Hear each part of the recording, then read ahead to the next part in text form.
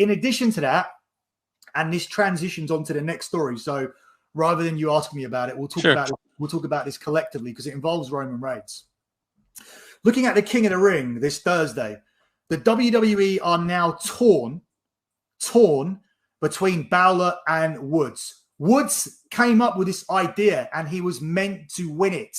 And the WWE are desperate to create credible faces for Roman. So let me talk you through the process of this. His hat is so bugging.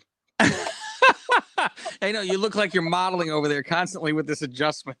Yeah, it's because I haven't been home for days. And you're sweating to death too, right? No, I'm not sweating. I just had a shower. But yeah, I didn't have time to do my hair. It's the first shower I had in 2 days because I've been at the hospital. So the process of this, Xavier Woods pitches King of the Ring, pitches his ideas for being King of the Ring. They give it the green light, right? They come up with a women's thing at the same time. So Xavier's winning it. They cool off on Xavier Woods and decide that Finn Balor is winning it. Balor's the guy that needs the push. He's going to be a big deal on Raw. Then, over the last week or so, because of this whole Rock situation, the WWE decide we need credible faces for Roman. And it probably won't be a bad idea to get Nakamura ready, to get Kofi Kingston ready, to get Xavier Woods ready, so that they can have title shots for Roman, because Roman is now going to have this belt for 2.5 years or longer. I was going to ask you, does this mean since Rock won't be there until the next year that Roman is not losing that thing for that long? There's like nobody else to fight by then. Yeah, I think you see a screwy finish on Thursday, and I think you see Brock having another go at WrestleMania as well. So all right, I'll accept that then, at least. Which is the third time that matches headline WrestleMania, which is crazy. That's the same as the Rock and Austin little trivia. Wow. Here's this situation. So they called off on Woods as for the reasons that we spoke about last week. And guys were in there going, oh, if you knew anything, you'd know Woods barely uses his Twitch. I'm not the ones who made the decision, you idiots. Like, I'm just telling you what the WWE saw. And they're the ones making the decision. Why don't you contact them and say, hey, Woods barely goes on Twitch. Maybe Woods has said to them, I barely go on Twitch, and here's what I do for up, down, down, or whatever, and my social media is relevant. I don't know.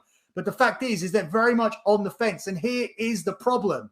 Finn Balor is in the King of the Ring to win the King of the Ring. Otherwise, Balor wouldn't be in the King of the Ring. They don't want to put any more significant losses on Finn Balor while they are pushing Finn Balor on Raw as one of the main characters and are trying to, once again, elevate that Demon merchandise back into its top 5 where it always was when Balor was there. That is important to them.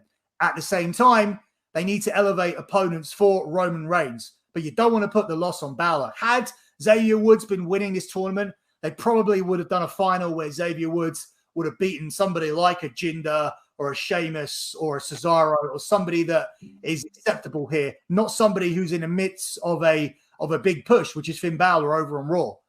So this is a big problem, and it's going to be really interesting to see what way they go. If you're asking me to call it, I would say the decision's been made. It's going to be. But do you think Finn Balor, all of a sudden, somebody jumps him in the back? He can't go, and this is their way out of it?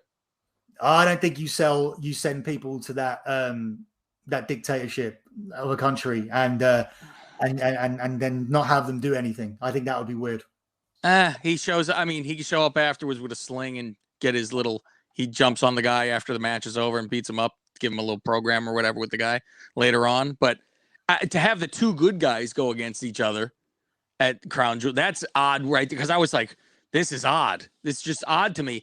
I did enjoy the stupid little stuff that Woods was doing, decreeing and calling them sir before he said. So I think he'd be able to do some funny stuff as a king, because it'd be all nonsensical stuff. With as goofy as they are out there, I think it would be entertaining what he would do. Like we said, we thought he would pretty much be Booker light. The issue with that is you're trying to elevate this talent to be one of the people that faces Roman. Which I can't. I mean, him going against Roman's ridiculous to me anyway. Talk about a mismatch looking thing, It is, but that's the same if you decide to elevate Kofi.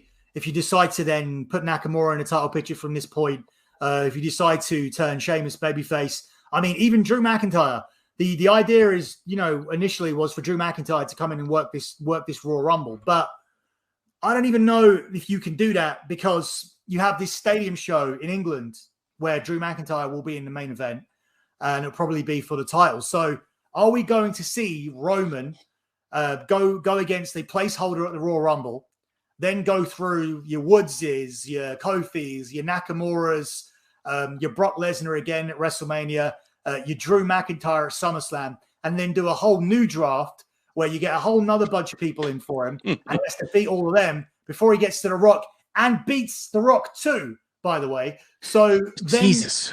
So then how do you whoever takes it off him, Jesus Christ comes down and beats him. So then you're looking at 3 years till SummerSlam, till he gets beat, possibly.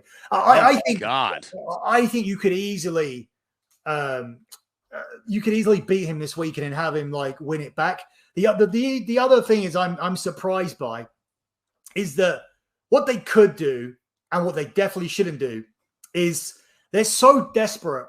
They were always, for all those years, they were so desperate to get Roman over as a babyface. Well, if Paul Heyman turns and goes with Brock Lesnar on Thursday, and he's been with Brock the whole time, and he's like, "Oh, you've always been my true love," then isn't Roman the babyface that you wanted suddenly?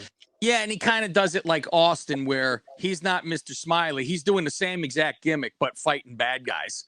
That'd be the thing, because people love him as is with this character. If he turns back into the other Roman Reigns, he's going to get shit on immediately and be done.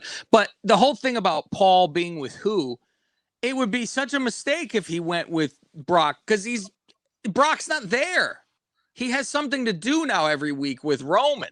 So he'd be gone again. And it's like, well, unless they just don't want him on TV and he'll come back whenever Brock is there, who cares? Yeah, I don't know. I feel that Roman is going to leave with the belt, and they'll just continue that going. And I think this is your only direction now for WrestleMania if The Rock's not doing it. But I still think there's still time on that as well. I think it's crazy when the guy reaches out to you and he says, "I'm doing it. I want to do it. Actually, I want to do it on this day, on this at this day, at this time, and I want to do this, that, and the other." How do you turn around and go, "Nah, we want it when we want it. We want it in this location, in all this time in the future"? I don't know. I think it's a mistake. Yo, what up? This is Conan, and I host Keeping It 100, my co-host, Disco Inferno, unfortunately. Well, I'd say you're my co-host. Listen, every Thursday here on Spreaker, we talk pro wrestling, sports, movies, music, TV, pop culture, and some politics. It's everything the rest of the pro wrestling podcasts are not. Tune in to hear myself, the superior one, educate and inform. Tune in to hear me bury Disco. That's very disrespectful. Join us every Thursday on Spreaker and keep it 100. Boom!